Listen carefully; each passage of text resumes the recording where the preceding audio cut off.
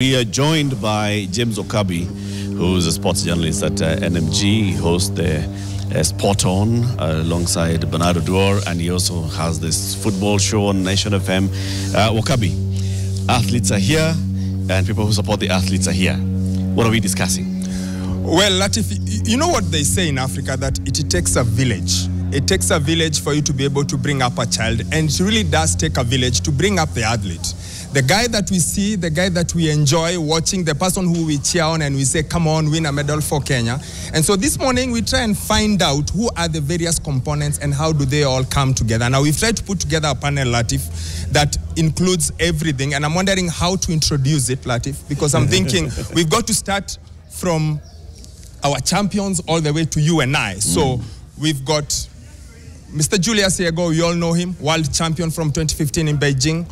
Olympic silver medalist from Rio, of course, Commonwealth Games champion from 2014, and he's a five-time African champion. We all know him as Mr. YouTube, or rather the YouTube man.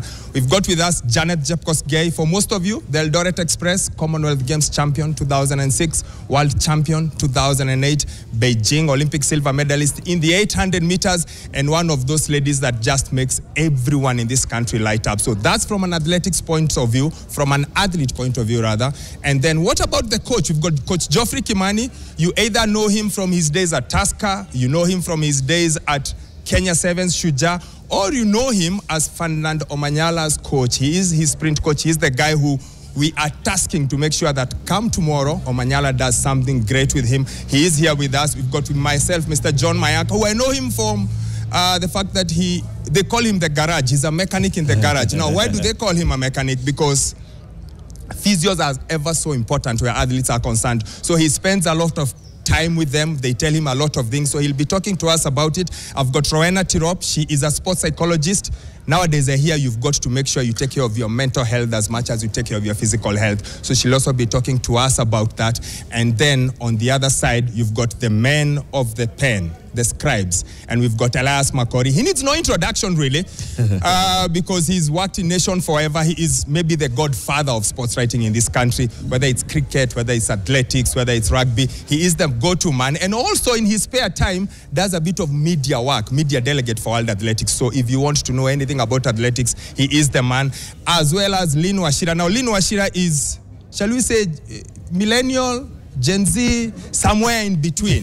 Now, she is heavily involved with branding, with marketing of athletes, with letting athletes know what more can you do with yourself. And of course, in this era of doping, we've got to make sure we've got a man from anti-doping, Dr. Martin Yauma. He will be talking to us about what should they look out for as far as that is concerned. I hope I haven't left anyone. And of course, there's the Fixing the Nation crew. Mariam is here, Janeth is here, and of course, Mr. Latif. So maybe we just try and find out what makes an athlete who they are. And maybe we start off, Latif, with an athlete. We still have Mwihaki. Oh, yeah. Wachira from ABSA. You see, I have spoken, but I forgot. Mwihaki is the money lady. She's the one who Yego and Janeth and Beatrice and Faith have got to make sure they make an impression on, because she's the one who makes sure that there's ABSA Keino Classic. She's the one who makes sure that she can get you an endorsement. She's the one who also carries advice. What do you do now that you have your money? Because you've earned a bit of money. Who do you talk to? The person you talk to is ABSA. You talk to someone for investment. So hopefully by the end of today, Janeth and Julius and Coach Kimani and John will all have learned something about what makes an athlete an athlete. Wakabi, so, yes. I have a suggestion of where we could start. Yes. It's in the quote today, because I'm hoping this quote cuts across psychology, finance, prep. The quote was actually said by Faith Kipyegon in 2025 in March this year. She said, "Rarely do they know our struggles, but they want us to perform." Rarely do they know our struggles, but they want us to perform. Whoever wants to start reacting. Janeth was already like, just shaking. She was like, They want us to perform. And actually, Janeth would be a good place to start, because in London 2012, when she came in after the semi, she was like, afadhali hivyo imeisha. Let's all go home. and because there was a lot of things that were happening in London 2012. So maybe she should start by telling us about those struggles that we do not see. I like that. She was shaking her head when the other Janeth was reading the quote. She was like, Okay, my name is Janeth Jepkosgei, former 800 meters champion and currently a coach. I'm happy to be here today at Keino Classic. This is the best place to be. And actually, let me start saying, all the fans, we should fill this stadium tomorrow. Welcome to Keino Classic, sorry. And to start with, actually, no one knows about our struggles. When you are an athlete, everyone wants you to cross the line as number 1, number 2, number 3. But actually, most of the athletes, we go a lot of things happens in our lives. You have your family issues, the coach wants you to perform, everyone wants you to perform, the nations want to see you winning. No one wants to see you losing. I remember one time when Aspel Kiprop didn't win, I think it was a championship, and you could, at the streets, everyone was like, if we see Aspel here, maybe we'll beat him. What did he do? But no one knows actually what was happening. You may have an injury, but it's not easy for an athlete to cancel a race. In Moscow, I had to call off my race because I had an injury, and everyone was like, why don't you try? Just go with it. But I have a future. I can't just risk on one race and lose the rest. So what Faith says is true. Everyone is waiting for Faith now to break the sub-4 in a mile. Do we know what Faith goes through? No one knows. It's only Faith and a coach. So a lot, actually, we need to support an athlete. We need to listen to an athlete. I love when I hear mental health. I think for so long, during my time, we never saw those things. But right now, I think I'm proud of that because athletes need that more. Let me ask you, Janeth, besides, injuries, so injuries, you can come and say, all right, I had an injury, I was nursing an injury, I was on my way to recovery. What else? What are these other challenges that, we never get to know about? Yeah, you can be in your best shape, actually, but the day doesn't go the way you planned. You can have a challenge on your race. Maybe you plan to run a good race, and then you find yourself tactically you are not doing what you want. That's a big challenge. And you come back, the coach asks you, why did you stay there? But mentally you have to be very strong. When you are not strong mentally, it doesn't work a lot actually for an athlete. We need to build our athletes mentally strong, either in a good shape or in bad shape, either we perform or we don't perform. After your performance, what do you do? When it was bad, how do you come back? You need to be a strong person. You need to be mentally strong to look forward for the next race. So a lot of challenges. You are expected to do well, and then you don't do. That's a negative thing. And everyone, social media plays a lot. I remember one time I was arguing in a social media with someone until I realized, what am I saying actually? It's me. Why should I argue with someone who maybe doesn't run? So we end up spending a lot of time on social media as sports people, but we need someone to help them. How do you overcome that? How do you overcome social media? It's playing a big role, either negative or positive. How do we go about the negative thing? How do we take the positive thing? What can an athlete do on social media? It's the same thing with branding. How do we help our athletes on branding? Yeah. Thank you. I want to ask Julius, as you take the mic. Julius, so we have all seen you. You've received the flag from the president. You're the captain of this Kenyan team as you're going abroad. So you are dealing with your own issue of you want to win, and then the entire team performance, plus everything else. Tell us what goes through a mind such as Julius Yego's in such an event, an international event, where you're dealing with not just being Julius wanting to win for himself, but also wanting to bring the medals back home. Thank you, Latif. Of course, the most difficult part of it is to be a Kenyan captain in athletics, because you are the captain of the champions of the world, and also you are carrying the flag of the republic being given by the head of state. So you are an athlete yourself. You need to perform because you are the captain. You need to lead by an example, and it's always difficult. But for me, I've always embraced it with positive, thoughts and all that. And, as you started, you say faith, what faith said. I think that's what many people doesn't understand or doesn't know. What does the athlete, go through before being a champion, before winning a race? And then I think I've seen it all myself. I'm a good example of all of that. I remember in 2016 when I got injured in the process, I ended up winning the silver. So I received the news of winning the silver in an hospital bed. So you can imagine, and then, the doctor was still attending me. I teared my groin, and, somebody came in and he told me, congratulations, you just won a silver. And then did I get a medal? Then he was, yes. I jumped out of that bed, and the doctor was like, no, you can't walk because your leg is seriously injured. But then I convinced him that I want to celebrate, the moment. So all that thing. So everybody was happy that Kenya has won a silver. But the person who has won a silver is barely walking. I was even assisted to climb the podium because my leg could not move. So all those things, the pain in you, but people are so happy. But then you can imagine what could have happened had I not won a medal. So all the negative things will come out now. But that was a positive injury to me because I won a medal. But then to the outside world, people know that, yeah, we won a medal. But the pain that athletes go through is huge. You can imagine somebody who has not won a medal and he or she has given all this in training, the whole year. The athlete has been, training, and you miss to get a medal. And I think when I joined the Olympics in 2012, my first ever, appearance in the Olympics, there was chaos, in the performance of Kenya team, as Janeth said. And, for me, I was just a naive athlete. I was still young. So I didn't understand much about it. So when I hear, Kina Janeth speaking like, okay, let just this Olympic ends and then we go home.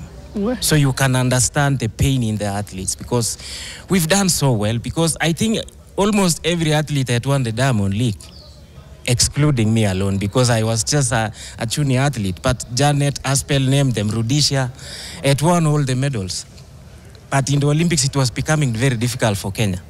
So you can understand, you can feel the mood that it's not okay, So that's what people doesn't understand, and that comes now the role of a psychologist. And I think this is one of the things maybe we overlooked so much. Other countries are embracing it so well.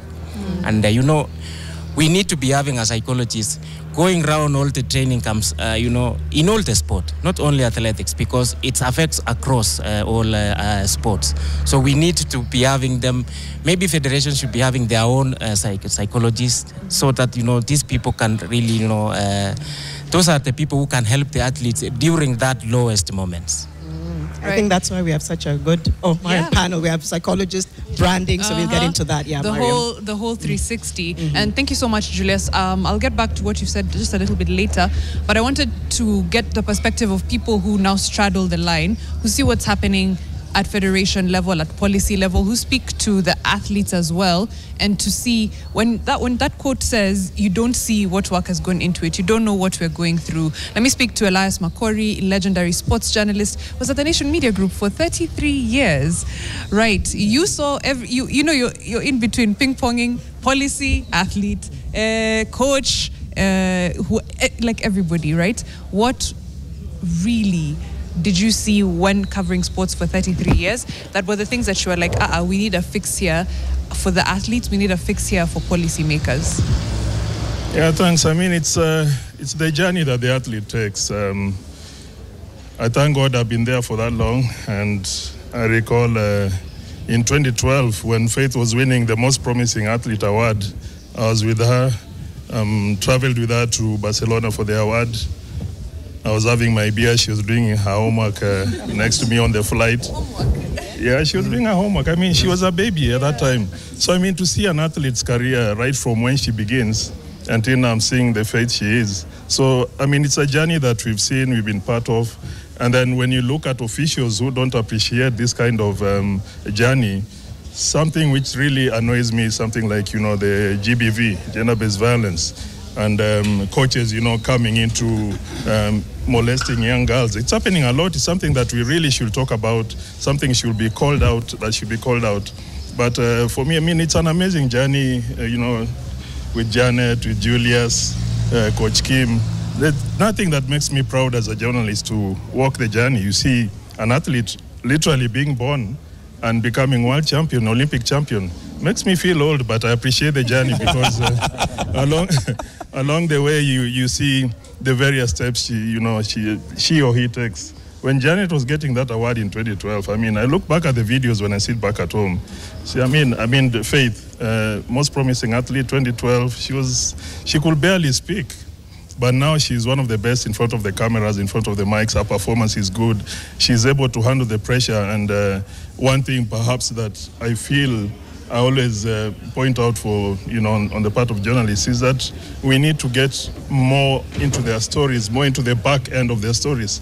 Right now she's preparing to run a sub 4-minute mile, but we are barely getting any information, and I'm sure Lynn will weigh in on that, because sometimes it's too close to society. Then when we tell you guys that we expect you to medal, it's because perhaps we're not privy to what happens behind the scenes. So the interaction between athletes and media should be more open, and then that's because the media is open the window to the outside world, and what we write, what we say is what the fans out there will consume. So it's a good relationship. It's a good one. Yeah. Lynn. Yeah. Lynn, you can wait. It was gonna be now. I thought it's later, like Elias and I are having a conversation like after the show, like weighing in. But yeah, I do agree with what Elias is saying. Obviously, there needs to be like a very close relationship between media and the athletes. However, I think a lot of things have now changed. I think obviously you find that athletes are taking control of their intellectual property and looking at themselves as a business more and more. You have the sponsors looking at an athlete as a business more and more, beyond, just as an athlete. I wouldn't go into specifics of Faith Kipyegon or information that is out there, but obviously you have Nike, who are her sponsor, who are also sponsoring the event, filming, wanting to also, take control of the process and what is going on, because there's a lot of technology being tested, a lot of shoot technology and all that. So obviously they want to document that. But in terms of how much information should definitely go to the media, I do feel like media gets less information from the athletes these days than before, which is strange, where you find in terms of legacy or traditional media, a lot of people have to end up quoting what an athlete said on their Instagram page or on their Twitter page or X, or on the X page. But I think it's just more and more what has happened is the introduction of social media into the whole, sports space means that athletes are taking charge of their narrative. It's cut the middle person. Now, as an athlete, I can speak directly to my fan. I can tell my fan where I'm taking part. And I think Omanyala is a good example, if we're being honest. Guys, it's so sunny, that's why. I think Omanyala is a good example. If you want to know where Omanyala is racing next, you don't need to read the papers. You don't need to listen to radio. You don't need to go to a website. You just need to go to his socials, and you will have posters telling you, I'm racing here this time, Kenyan time, local time there, Kenyan time this. He has all the information on his social media pages. So I do feel like, definitely a lot has changed, and I know we will come. Yeah, I know we will come back to that, because it's not necessarily a bad thing. It just means that, a lot of traditional media or legacy media, there has to be a lot of innovating now. Like, you just have to become innovative. And I think I agree with what Elias is saying in terms of, telling personal, human interest stories about the athletes, humanizing the athletes. Because a lot of times, we talk about they won or they lost, right? Mm-hmm. But do we ask them how or why? Or do we follow up what had happened before that? Sometimes you find that someone was competing while they had a sick father back at home, someone was competing, but then they had lost someone. You know, there's all that. And also, like, where are the people coming from? And I think the fact that athletes are taking charge of their narratives and are able to tell people sometimes what is going on, it has also changed how stories are made, are done by even the, you know, by traditional media. There are a lot of human interest stories where people are now literally taking you back to where the athletes have come from. And that is the innovation I'm talking about. Right. Thank you. I wanted to hear Okabi's thoughts on this, obviously. Are you getting less information now? It's two ways. One, Timothy Cheruiyot is a perfect example. Tokyo 2021, we all didn't know that his child was sick. Yeah. You know, and it was a very big thing. So all we wanted was for him to beat Ingebrigtsen. So at times, when you get the information beforehand, because in Kenya, typically, the athlete will not say much. In Kenya, typically, it's only after the race that you hear, but I had an injury, but I had this. And we've had ridiculous events. Jepkosgei ran London Marathon for what? 200 meters, 1 kilometer, and then she dropped out, and we all can't understand why. We all like, what is going on? Yeah. So maybe if there's a lot more information, then it helps. Like just like sort of like a build-up. You know the way they tell you in football, 60%, he's 60% fit, he can only give you half an hour. Maybe it would help. At least knowing something in advance. I want to pause you there, Wakabi, so we can take a break and come back. We're having a conversation live from the Ulinzi Sports Complex in Langata, where tomorrow the ABSA Keino Classic is taking place, and we have, you know, athletes who are here. We've got people who support the athlete. Like Jem said, it takes a village. So we have the entire village here surrounding the athletes and just trying to understand what does it take for an athlete to win. What happens when an athlete does not perform very well. We'll be back in a moment with our conversation. Keep it here.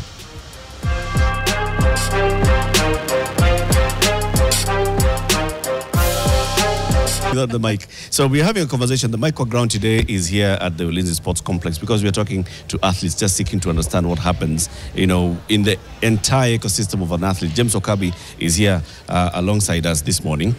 We've heard from the athletes telling us what they go through. We've heard from the journalists telling us what they see, you know, from the lenses of a journalist. So let's now find out from the coach how the task is and how the task has changed, because like Lynn says, there's social media, there's positive, negative stuff. So maybe Coach Kimani, you can just tell us, how does that coaching process work? How tough is it? How much does the criticism get to you? How do you deal with the athlete before they are successful and then when they are successful? Thanks, James. I think with time as coaches, we've started working with different generation of athletes. The generation of athletes we are working with right now are the social media generation. But what you see at the end, say it's an Olympic or a world championship, is planned way above. So the planning really involves the athlete themselves.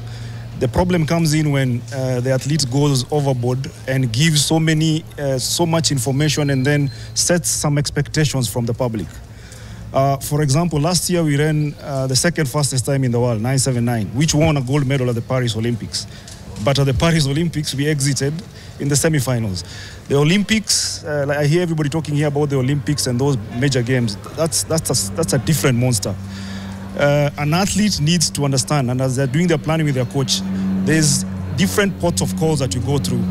We are going to have a long season like the one we're having this year. So how many races are you going to run? And in those races, what are your expectations? There's big goals and small goals. So those are the things that really the athlete should own and buy into, and the coach must be in charge. The problem comes in where the coach is sidelined. The coach is the captain of the ship, unlike in team sports. In individual sports, then the coach is the one who's supposed to call all the shots. You might call a psychologist, you might call a physiotherapist who is going against the philosophy that you're talking with your athlete. So it's really something very big. But like it's been said here, performance encompasses so many other aspects. It's not just the physical preparation. An athlete can be very well prepared and over-aroused on competition day. So it's up to you as a coach during the warm-ups to see if he's being over-aroused as a result of probably, like for example, tomorrow there's too much expectation. It's up to you to calm the nerves down, because if he goes to the blocks in that kind of state, then you don't expect a lot. So it really has a lot of things behind the scenes, and all should work in tandem, including now the finance people. The finance people also come with expectations of wanting your athlete to appear for media interviews or shoots and all that. mostly that might affect the recovery time of the athlete. So it's good to have somebody that you talk to and have these things planned well in advance. So you've signed your athlete, yes, but in 2 weeks' time, we'll be expecting him to do a photo shoot. So that must be planned and put into the training session so that when he's coming for that photo shoot, it doesn't eat into his recovery time and ultimately also affect his performance at the end of the week. Coach, how do you maintain that level of control? At the start, it's easy because I want to make it. But now I have made it as an athlete. I'm an Olympic champion. How do you keep me in check as an athlete? Not easy when the athlete, of course, has the money, but it comes down again to the competence of the coach. Does he respect you as a coach? And I keep telling, because apart from being a coach, I also am an educator. And I keep telling most of the coaches, you have one big four right now, which is social media. As a coach, the athletes are not coming to you to look for information. It's available on social media. During our time, if you needed to find anything to do with track, you needed to buy a book. Nowadays, the athletes just need data. So the athletes are looking for clarity. If as a coach, you're not competent enough to tie in what you're coaching and for it to make sense to the bigger picture, then they lose respect for you. So the competence of the person handling that athlete is also big time, because the athlete can have all the money, but if they lose the respect for you, then it's over. So the competence and personal development of the person who's handling that athlete is really essential. And it touches other aspects of, you've talked about gender violence, you've talked about doping. These are things that are covered in the curriculum of people who go and sit in those coaching courses. So the first issue that maybe we should tackle when you're talking about this, who are these people handling the athletes? Because in other countries, even a relationship with an athlete who's over 18 years, you lose your license. Okay, because they say a coach has so much influence that you spend so much time with your athlete that you can use your influence to change. So even if an athlete is 25 years old, and I've seen some of coaches that I know being flagged and being revoked their licenses because of having a relationship with somebody over 20. So it starts with the competence of the people handling these athletes. Mm-hmm. John, maybe we come to you as a physio, because I was having this joke with Yego yesterday when I told Yego was like, you have to go to the garage. So John is the guy who's in the garage, and physio for athletes is of utmost importance. John, how is that relationship like? Because I hear they tell you so many stories when they're on that table. It is very tricky, but most of the time you find that the athlete really trusts a physiotherapist, especially when they have worked with you for long and they believe that you can handle their things. So at times they bring too much information, and as they said, the athlete is centered. So we are a group of people, including the psychologist, the coach, and everybody. But for the athletes, it becomes very tricky because sometimes they would like you to give them all that information. Julius, how is that relationship with the physio? Because I hear the relationship with the physio is closer than even with your coach. How close is it normally? To me personally, I think the athletes know where the problem is before he or she goes to the physio. When maybe an athlete senses that maybe he has a problem, an injury coming up, or a nursing injury during the competition. So where now it becomes so secretive is during competitions, when an athlete is feeling maybe he or she has an injury, and then the athlete has to disclose to the physio. And the physio, of course, will know the whole story about it. And now it becomes secret because you still want to compete. Is the injury so serious? The only person who will let you not compete with an injury is the physio. Because the physio will have to give the information to the team doctor that that athlete has an injury like this and this, and might not be possible now to compete. For me, I remember after Rio, the first person to come and attend me was John. So when I checked in from Rio, the first person I went to see was John. And then, of course, I had done a test in the Olympic village. And the test was, you have a groin tear. So you have to rest. You cannot compete for the whole of the season. So when I came to Johnny again, and then I asked, do you think I will still compete this year? And then he said, no, this one is not possible. So that is the secret I shared with the physio, The coach, of course, knew that I had an injury in the competition, but does not know the extent of the injury. So always the athlete and the physio have very close relationship. For you to compete or to be able to compete, the physio will have to inform you. Yeah. Wakabi, I wanted to just bring in two quick perspectives here. First of all, just very curious to hear from a psychologist's perspective how you're internalizing all this. But for ABSA, I just wonder whether some of this information and context in some way changes or informs your approach towards sponsorship and collaborating with athletes. You've heard all of this context, what Wakabi has asked about physio, what the athletes are saying about their psychological preparedness. Does it change or inform the approach that perhaps an organization like ABSA would take when working with athletes? Thanks, Janeth. I think it more or less adds a really good context in terms of how we can better support them from a financial literacy perspective. You know, when Janeth spoke about sometimes it's about your mental state. We all know a lot of mental stress today is caused by financial wellness. If your finances are not in order, if you're stressed about the father you've left at home who is unwell, or a child who's unwell, it all boils down to the financial bit, like meeting the obligations. So I think some of the things that as ABSA we come in and can better come in to support the athletes is for example, tomorrow, people will walk away with some money, right? They walk away with money at every meet.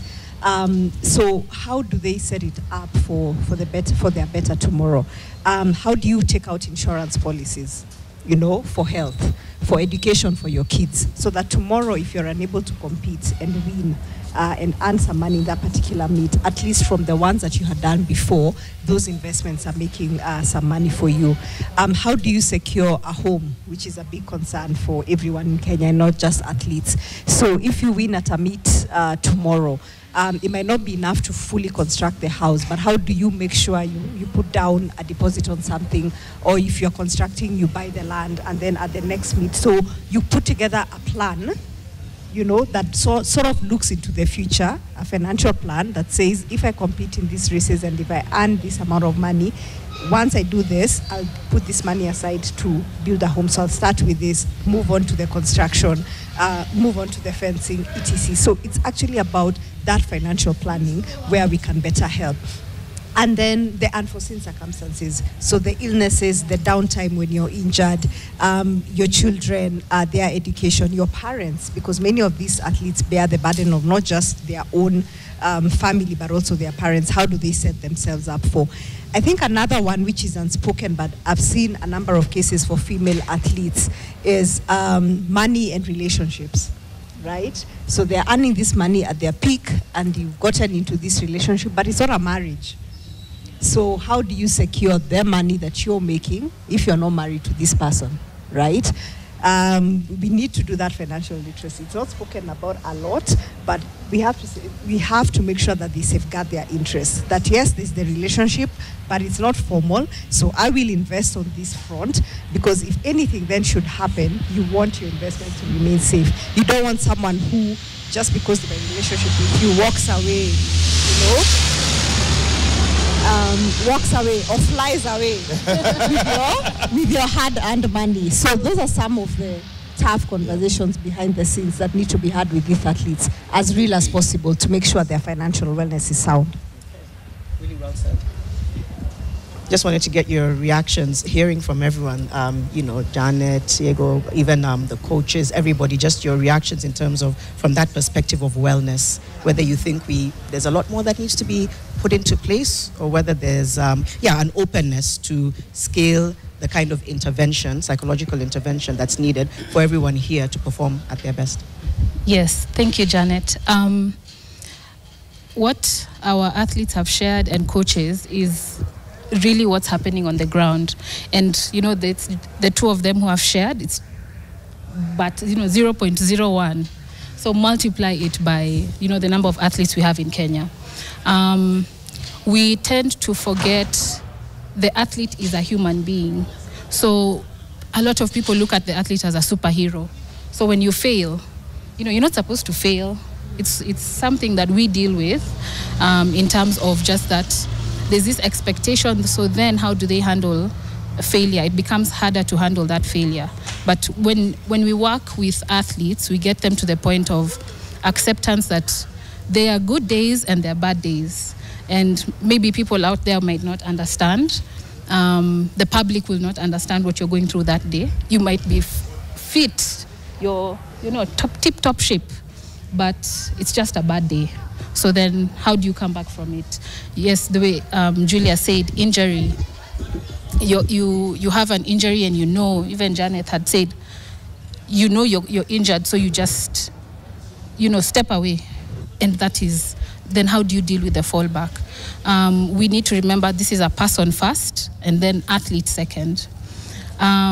With the aspect of a psychologist coming into a team, there's a common misconception that psychologists are here to take over everyone else's jobs, but we complement each other. We come in and we take care of the mind, and it's a process. It's not a few months to any competition. That's when you call a psychologist. We're not. You can only do so much in that time. We can only do so much in that time, but just the way you have your physio on the team with the coach, we work together. Even with the coaches, just having the set program, understanding what they have on the, for the athlete this season, then now plug in. Okay. So it's important to always remember that we complement each other. Right. Yeah. That's an important emphasis. I think we're coming up to the top of the hour. Yes. We're told to go to a break. Ulinzi Sports Complex Langate is where we are, microground, a really important one.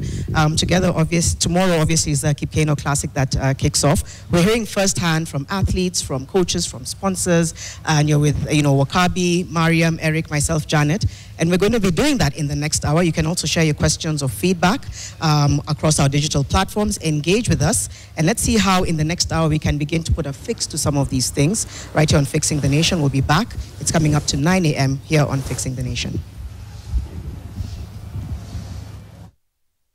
Some headway. I think we can segue back into the conversation. Yeah. And I know Wakabi wanted to speak a little on welfare. I actually just wanted to find out from the two athletes how they dealt with failure.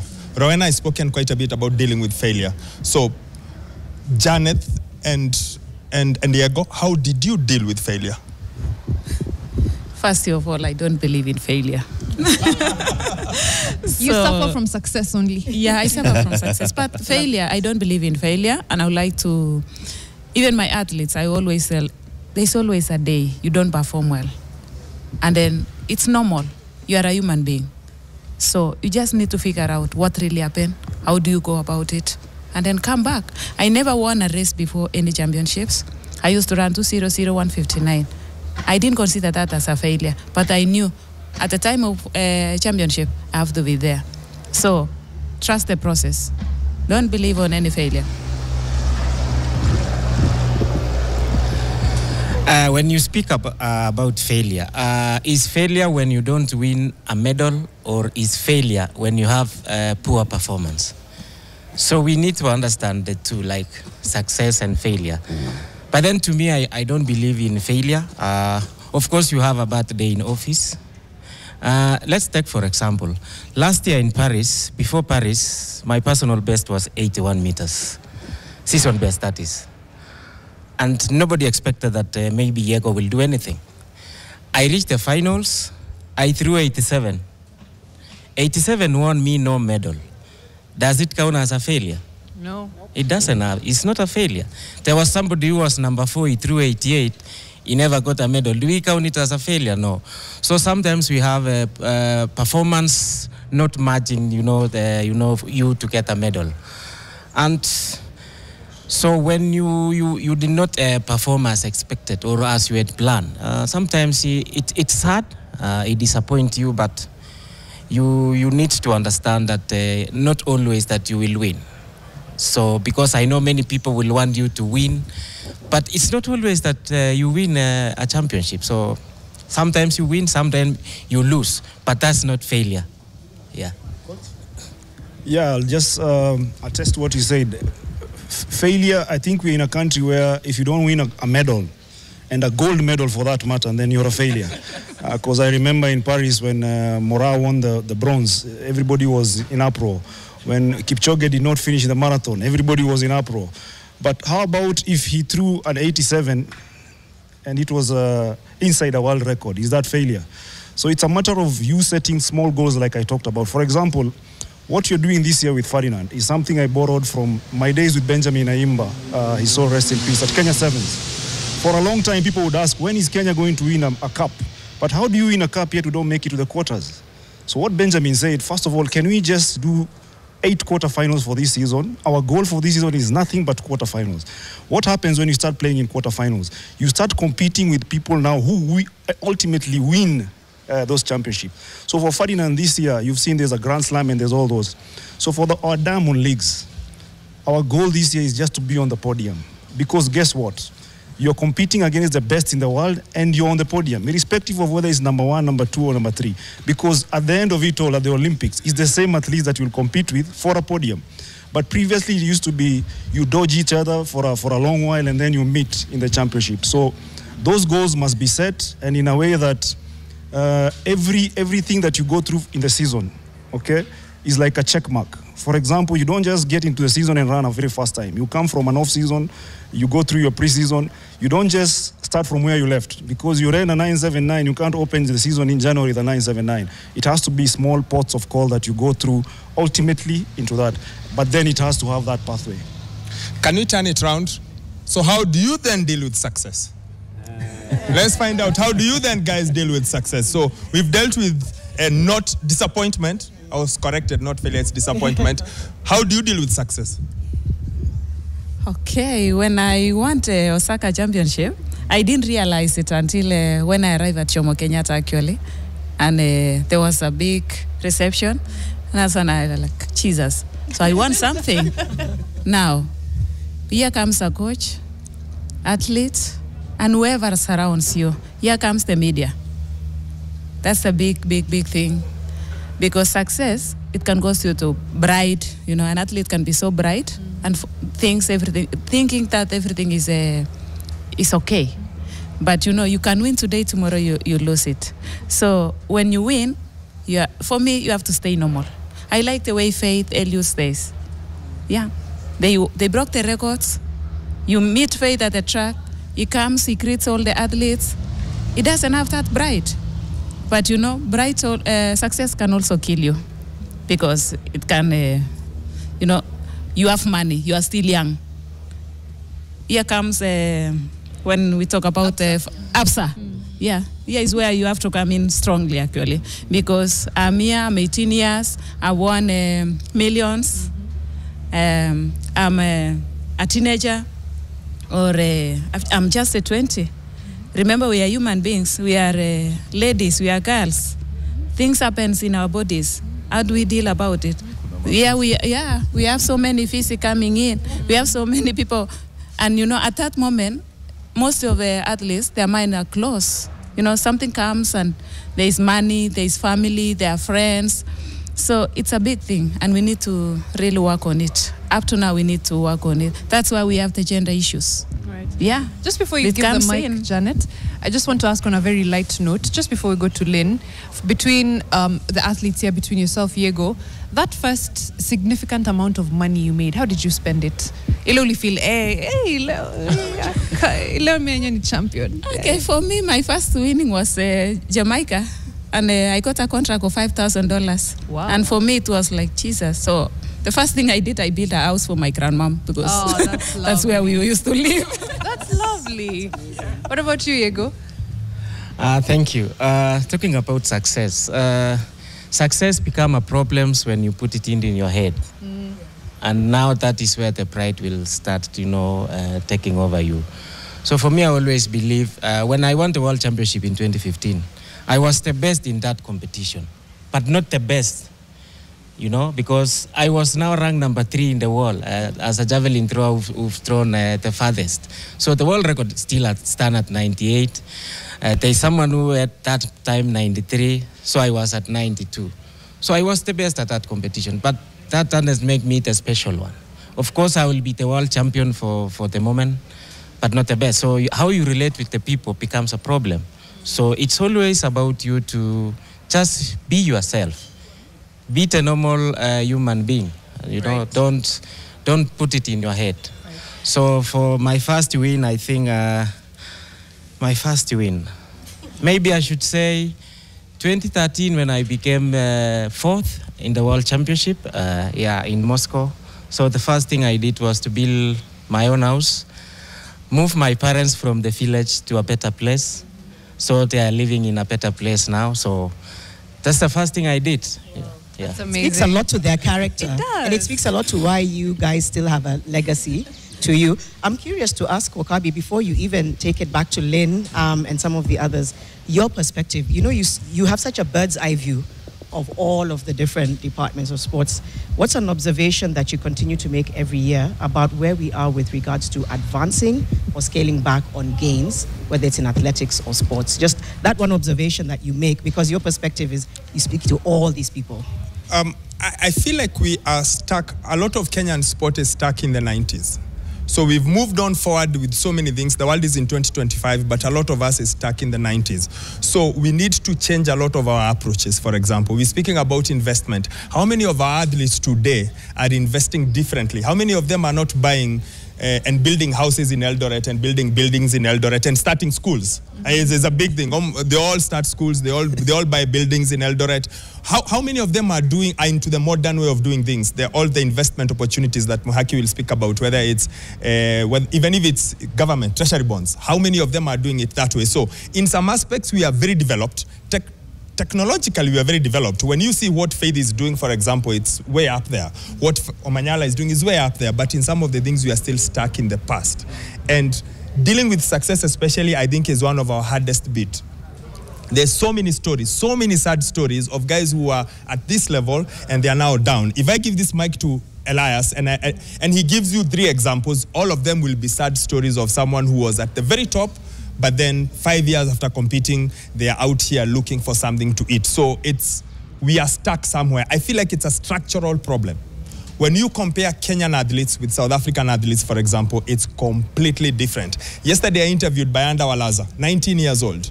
But when that kid speaks to you from South Africa, his thought process and what he's up to, it's incredible compared to us here. But then again, it's many small factors. How many of our athletes actually complete education? It's not a surprise that Janeth is as well spoken as she is. She went to one of the top girls' schools in North Rift. It's not a surprise that Yego is as well spoken as he is. He went to Kapsabet Boys. So there's something also about education. Walaza is in year 1 of university.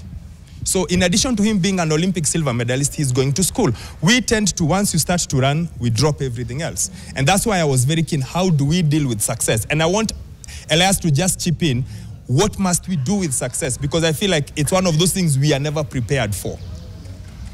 It boils down to what the people behind the scenes, the coach, the technical people do, mentoring the athletes when they're young. I personally consider the current crop of top athletes already gone. We need to invest in the kids coming through, the under-18s, managing success, and also more importantly, managing the transition away from the cameras.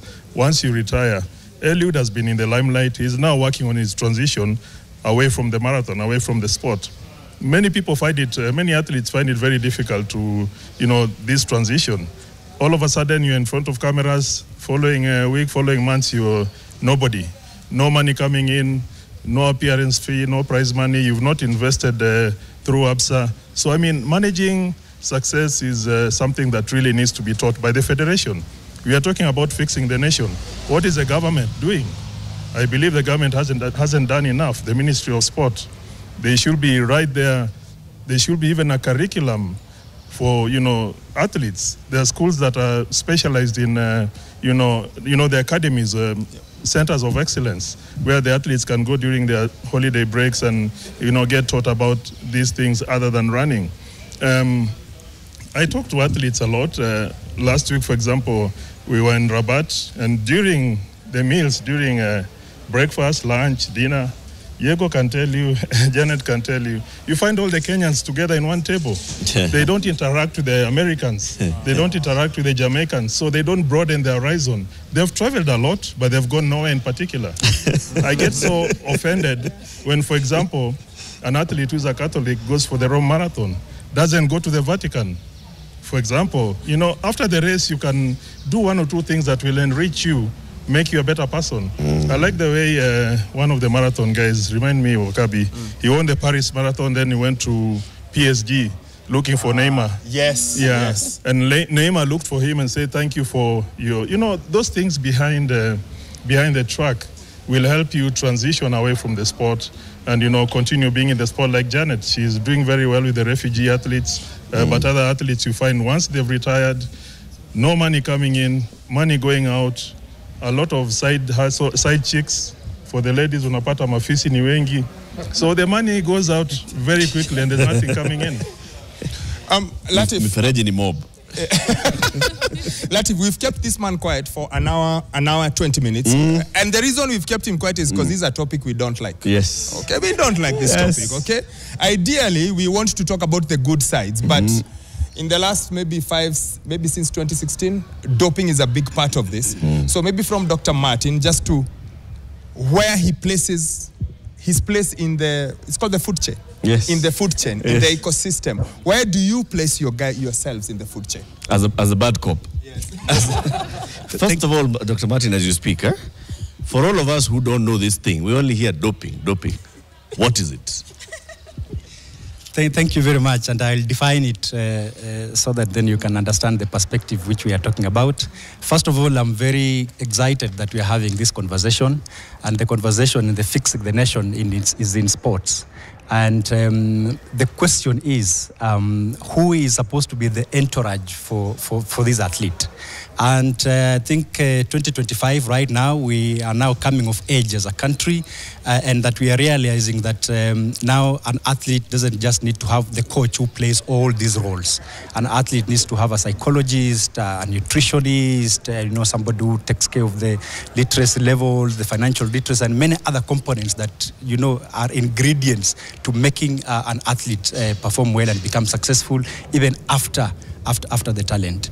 And us, from our perspective, from anti-doping, if all these ingredients come together and they speak to the one vision and encouraging the athlete to be successful, then our work becomes easy, because then the athlete will not realize the gaps that the athlete will realize to take the route of doping. And let me now explain what doping is. We have actually moved away from doping and anti-doping, and we are talking about clean sport, okay? Because that gives a positive connotation. Now, doping doping has 11 definitions, but basically I just want to define one: the use of prohibited performance-enhancing substances. Okay?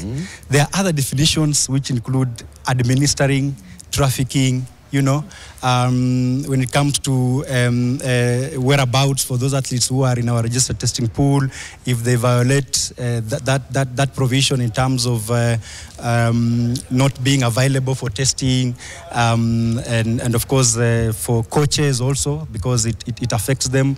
Those ones who have been prohibited, they're not supposed to come back to sport, and if they come back, they will have violated what we call prohibited association, and many other definitions within that spectrum of doping. And I think from 2016, we have upscaled this war on anti-doping. And what we are saying is this: as much as this athlete gets all these other ingredients, on the question of clean sport, we want this athlete to, first of all, encounter the program on anti-doping through information, okay? So we want this athlete to understand the obligations, to understand the regulations, and to understand the roles and responsibilities that they need to play for them to be able to compete clean. And the question is, what do they are supposed to do? They're supposed to make sure that they train well, they eat well, they get stability psychologically, and of course all other components coming together to make sure that they don't divert their attention to use of these prohibited substances. Right. And we have done a lot of work as the anti-doping agents of Kenya to talk to these athletes, and basically also I think we are also talking about some of the issues that the athletes face, the challenges the athletes face. There is this program that we normally undertake called doping control process, where we undertake testing. Imagine you as an athlete, you are supposed to tell us where you are. So you disclose to us where you are, so we know exactly where you are. I don't know if your security will be compromised, and we have to come to where you are at 5 o'clock because you have told us you'll be awake by 5 o'clock. We knock at your door, you have to open. Maybe you are dreaming about the success that you're going to have tomorrow. And we ask you to pee and give us the urine, you know. And when you are peeing and giving us the urine, we have to see where the urine is coming from. So you have to remove all your clothes, expose your private parts, and give us the urine. You imagine that kind of stress the athletes go through. You know, and basically, of course, they go through all, but of course, it's about proving to the world and that they are going to compete clean, and proving to the world that I have put in all these efforts to be able to come out clean, all right?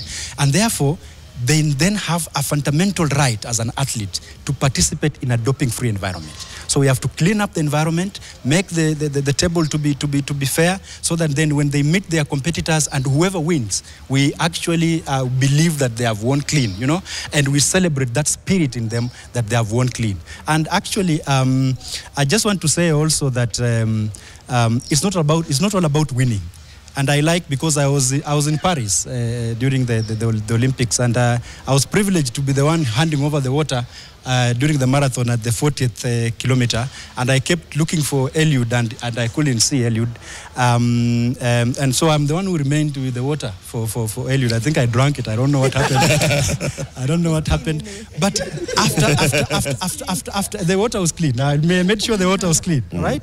So after the race, I looked social media and I see a lot of negative sentiments coming up. But I liked what Eliud said. Eliud said that for me to come and to participate in these Olympics, it's a win in itself. You know? So that was a good encouragement for even these young athletes who are coming. That participation itself is a win. You don't have to win. You know, in any competition, there is always a winner and a loser. And that's what brings out the beauty of sport, right?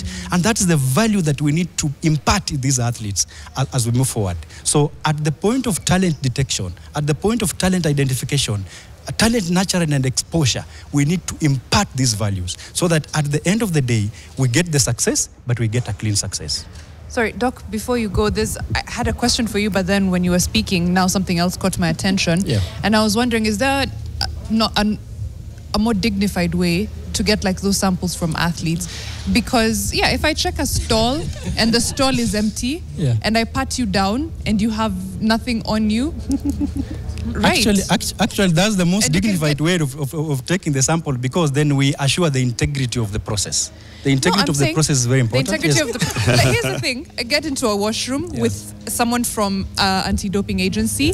They check that the washroom is empty, pat me down, make sure there's nothing on me. Then I go in privately and do my business and give you the sample. And how do we check that your body doesn't have anything? Because others work with catheters and they're able to bring us the urine. Probably if is a gentleman brings up the urine of a lady, and when you go to the laboratory, you find that the lady is pregnant. Hope it's done by a doctor.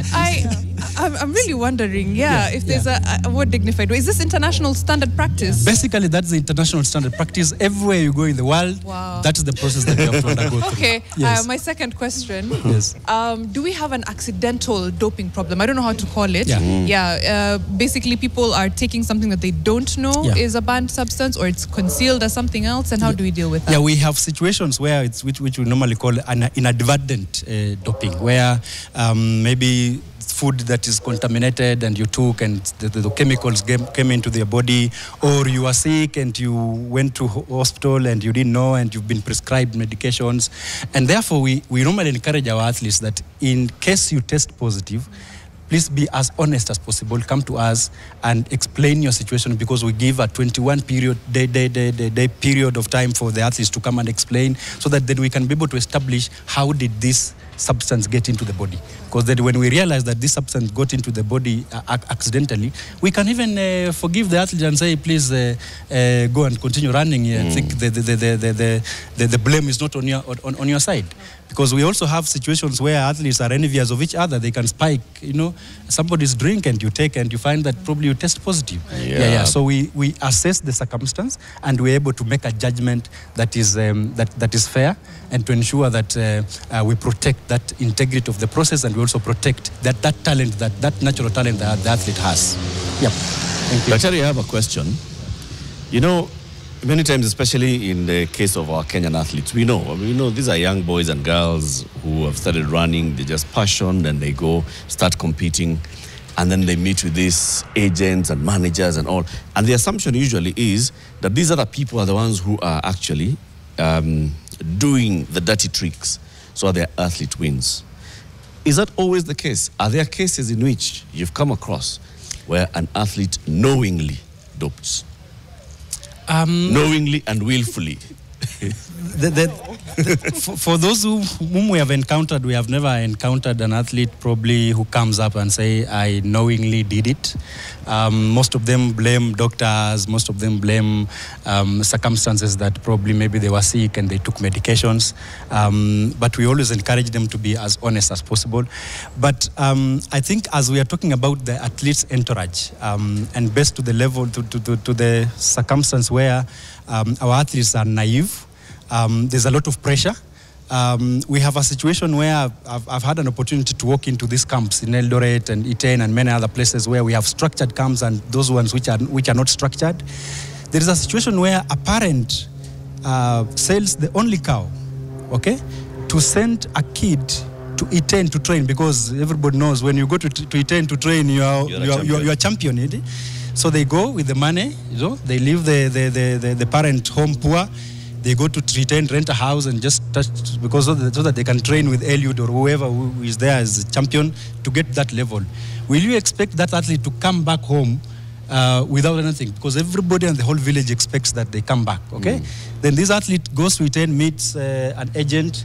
The athlete is very naive and the agent says, you can break this thing within a very short period of time. So you can win at this cost, And because the athlete wants to get it, because they have seen other athletes, they are driving big cars and living in good places and good lives, the athlete will want to take that risk of doing it and say, can I try and see it whether I get caught or not? If I don't get caught, then I will have made it. Right? So those are the situations and circumstances which we put our athletes into, and they find themselves on the wrong side of history. And that's why, as the agency, we have also identified this entourage as a very important component, and we are trying as much as possible to educate them, to give them the information they need. But those ones who are scrupulous, and they want to come in and say they want to break the law, and then we have another treatment for them. Because then we will now pursue them in the criminal justice system and make sure that they are locked and they are not close as much as possible to the athlete. Latif, I'd urge you the next time you see an AIU judgment, to read through to find, because it's normally very, very comprehensive. And some of the excuses that are given there, some of the reasons that Kenyans give out are ridiculous. So when you have time, and I can give you a few, please go watch Diana Kipioke. Just find Diana Kipioke and read what happens. Read to some of these athletes who go to the extent of adding, on a prescription, they add something else there on their own. So it's a lot more developed than we think it is. And Lynn maybe can chip into it, that the lengths with which people go to dope at times is ridiculous. It's true. And speaking of, since you're very interested in the most ridiculous reason or excuse, I think maybe not, okay, first of all, we've had an athlete who's jumped out of the window because the testers have come, and what happens is when the anti-doping officers are coming, there's no notification. They don't tell you we're going to come on this day. They just know that they will check your whereabouts. They know where you are. If they come to your house at 2 a.m., they knock, you've got to pee. And so, yeah. So, yeah, they don't tell you. And it could be anywhere. You could be at a hotel somewhere. You could be at your relative's family gathering. Technically, they give up a lot of information to prove to the... to prove to the world that they are running clean. So we've had athletes who've had to evade doping, through the window. Ndo wamekuja. I guess that's ridiculous, to be honest. But I think the most ridiculous globally is the athlete who said they had unprotected sex. Yeah, and up to date, They got the, sorry, just wait. I was studying the math. I guess for me that's the most ridiculous, and it tells you just how whatever lengths. Exactly. They will go to whatever lengths to prove to the world that they are running clean. So running clean is a big deal to everyone. For those who are evading testing, of course they don't want to be caught. They know that they have doped, right? That's why they're running away. So I think it's a very complicated ecosystem. You will definitely have a share of which you'll have very young athletes who have no idea probably what's going on. You will have athletes who actually know exactly what they're doing. They'll probably come into the ecosystem knowing, I don't have a name to myself anyway, sijakimbilia Kenya, so what I'll do, I've started building a house in the village, I'll go run a race. If I'm caught, well and good. If I'm not caught, ni sawa, I'll probably go and try again.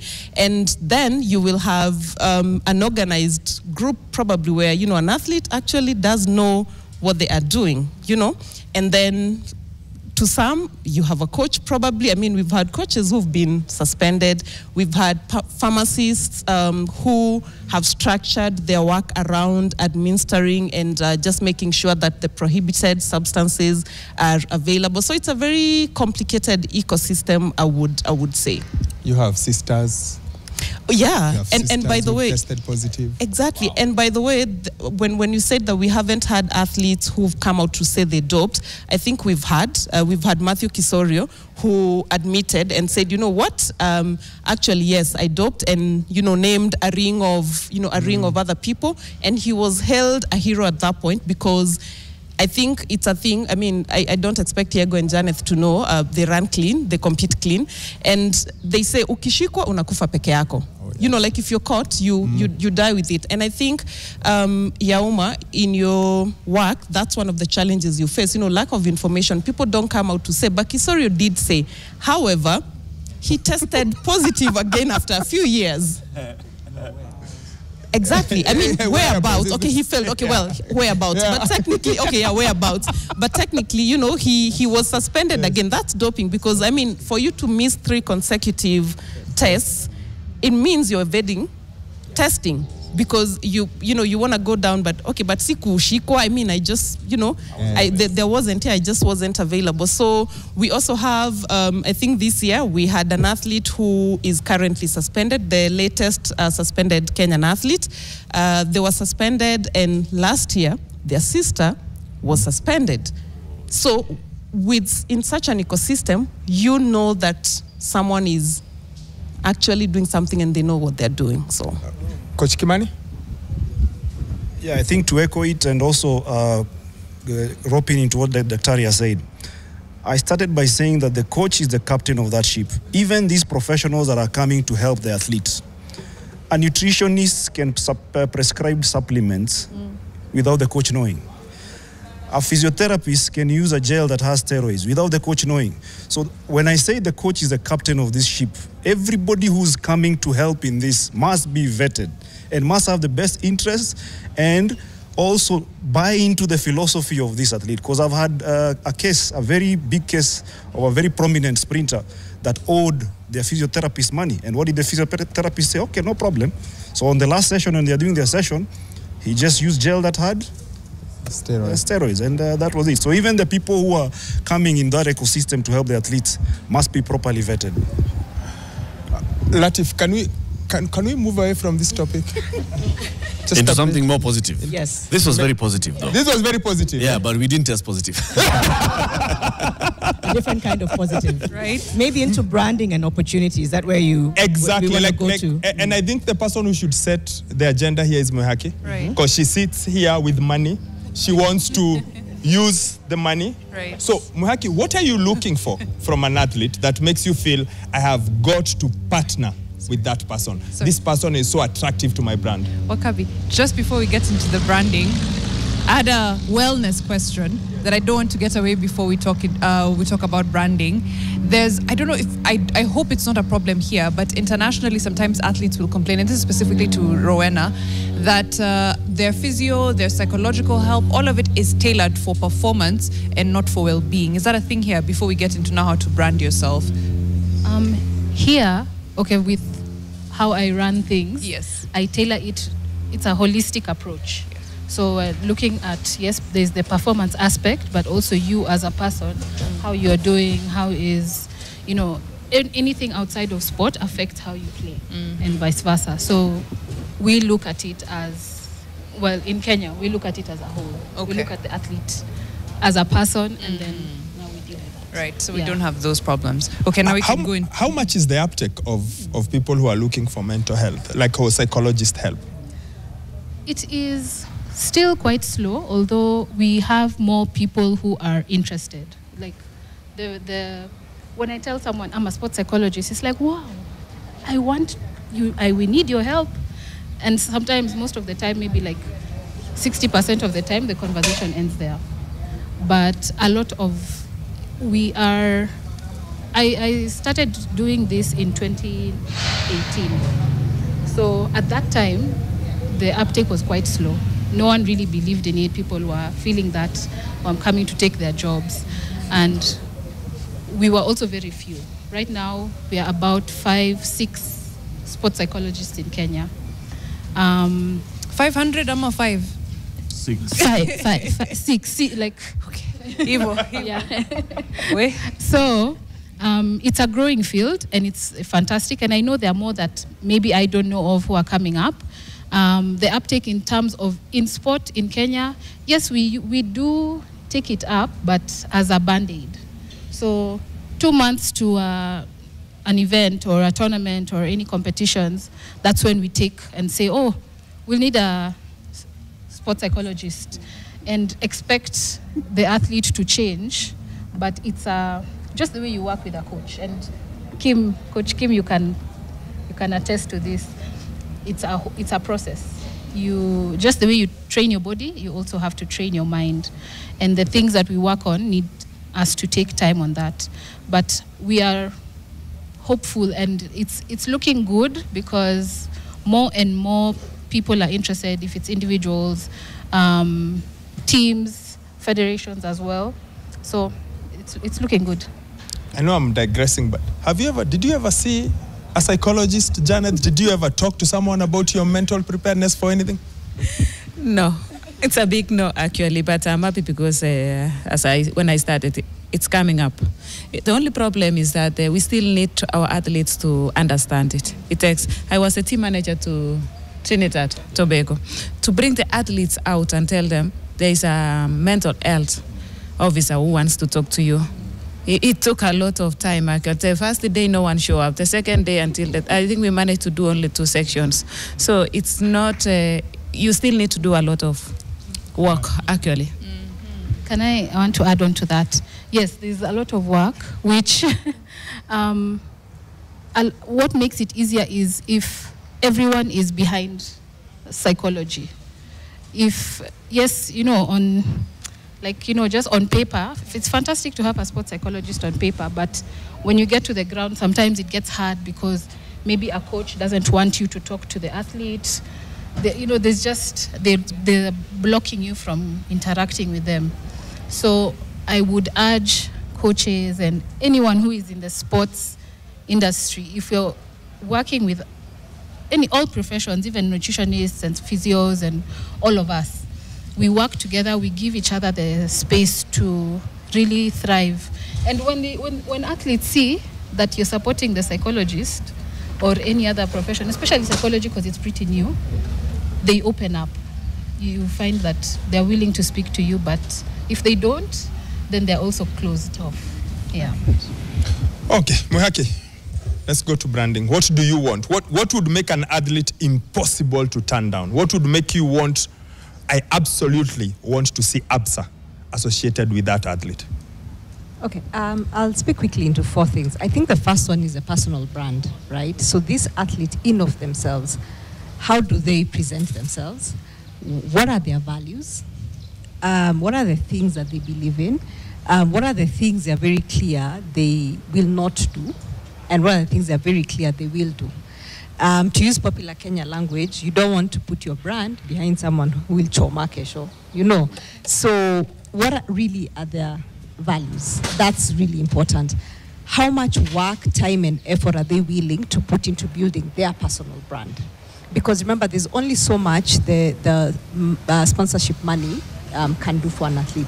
There's got to be the personal will and effort to invest in their personal brand. So how they show up for meets, how they show up to interviews, how they show up on social media, you know, it's got to present an image that a corporate brand wants to associate with. And I think I speak for anyone in this field and not just APSA. The second bit is around commercial viability as well, right?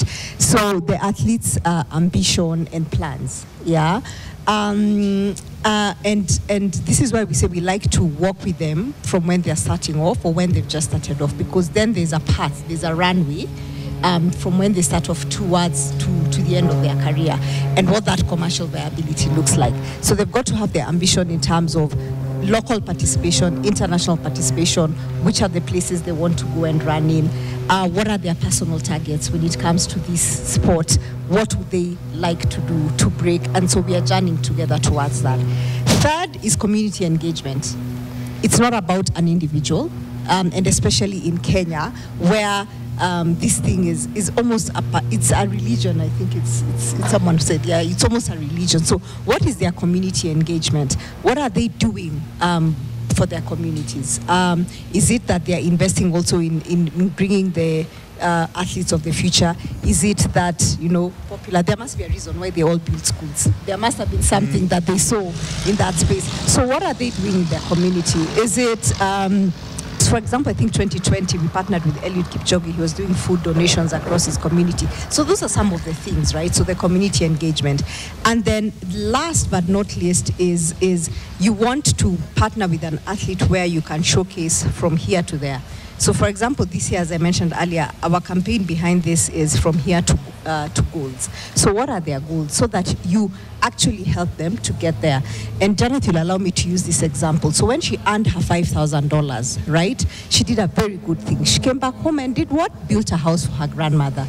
Maybe if APSA was there then, would have said, this $5,000, you can hedge it. You know, there's something we can advise you to hedge it. Maybe we know the forex rate, or we predict tomorrow will be 150. So instead of converting all your 5,000 today and putting in the house, maybe keep 3,000. Let's hedge it for you. Start off building with the 2,000. So we're not taking you away from the original goal, right?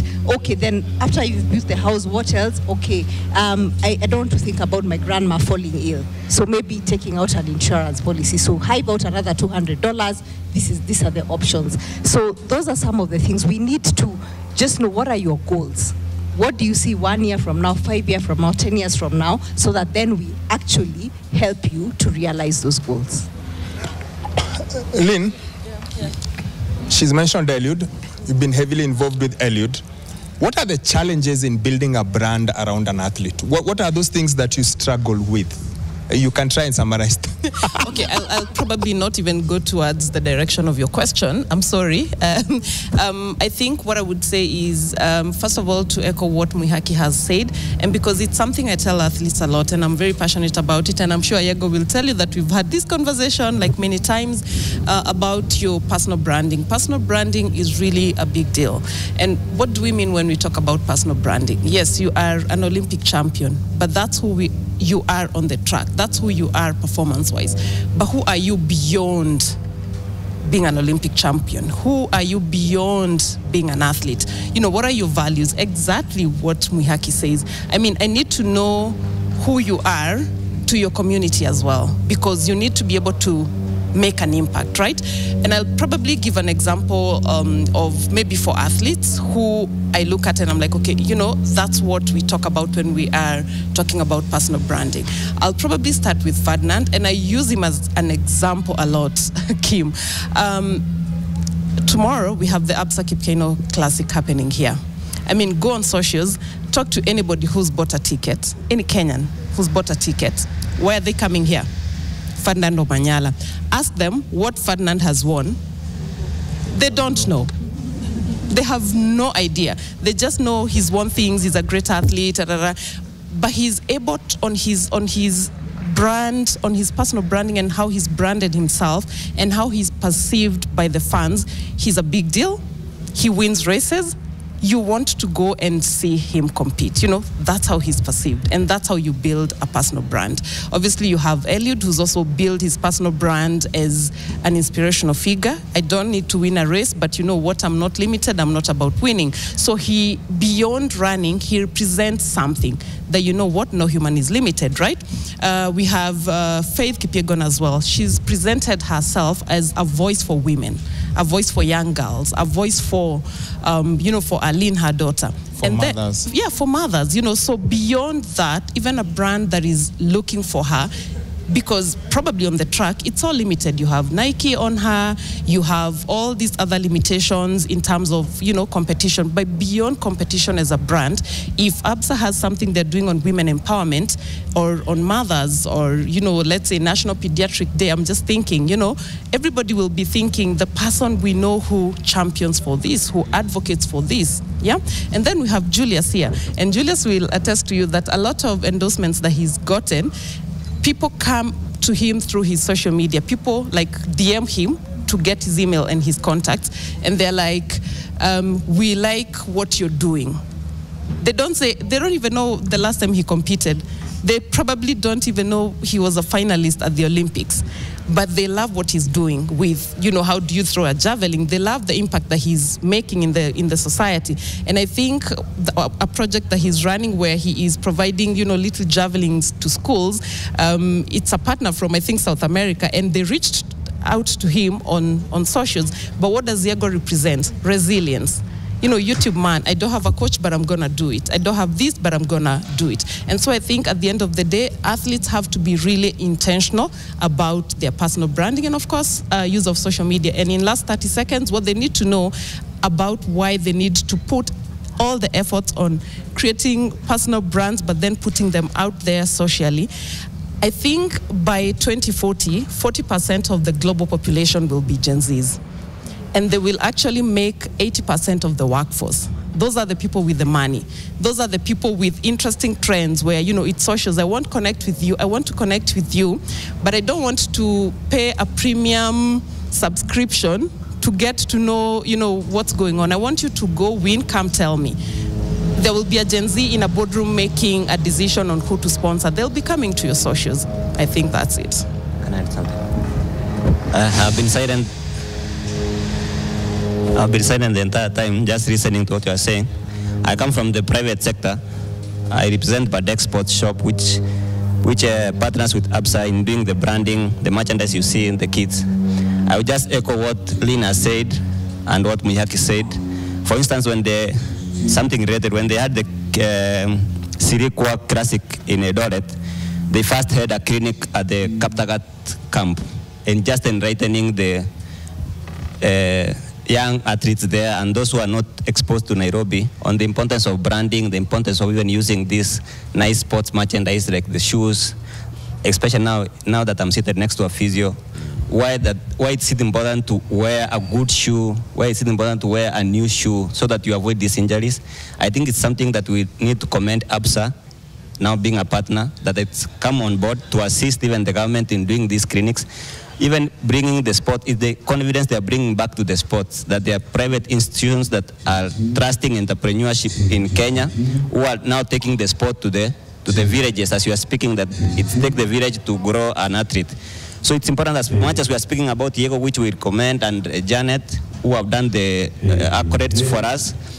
We know that in the next 2-3 years, we will not have another Olympics, so we need to nurture the young talents. So how do we do that? We take to them the good equipment, we take to them the good gospel of branding, of saving money, and everything related with it, so that we have a generation beyond this. I think it's important, as we also speak this, we don't forget that we have people on the ground, because like when we had the clinic in Eldoret, I was glad to participate in it.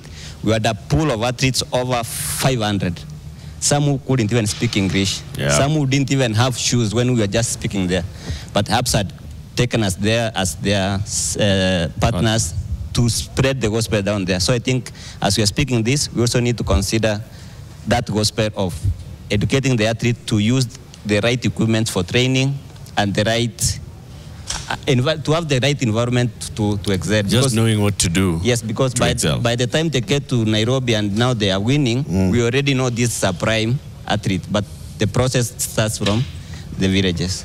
Thank you very much, and very well said. And I want to thank everybody who has participated in this conversation, both here and those who are watching, those who have sent us all these comments and questions and everything. As you've heard, the Stadia MC has started to do 1, 2. So basically they're saying and we say yes, it's true. Our time is up. Thank you very much for following our conversation today, Fixing the Nation, one conversation at a time. Today we've been live from here at the Ulinzi Sports Complex in Nairobi. Tomorrow the Keino Classic takes place, and we've been told it opens at what time? At 10 a.m. Gets open at 8. Yeah, so you can go all the way to tickety.com, get yourself a ticket, come support and watch. So there'll be kids from early in the morning, and then the main event that takes place from around 12 o'clock, and then in the afternoon, the Keino Classic, the main one, the gold one.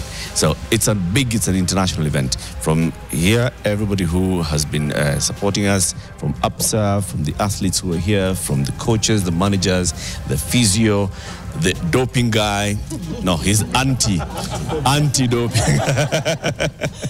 The anti-doping guy, veteran journalist as well, Lynn, Wachira, and Elias, Makori, and of course, James Okabi, who's been helping us have this conversation. From Mariam Bishar, Janeth Bogo, and myself, Eric Latif. Have a lovely weekend. See you here tomorrow. We'll all be here.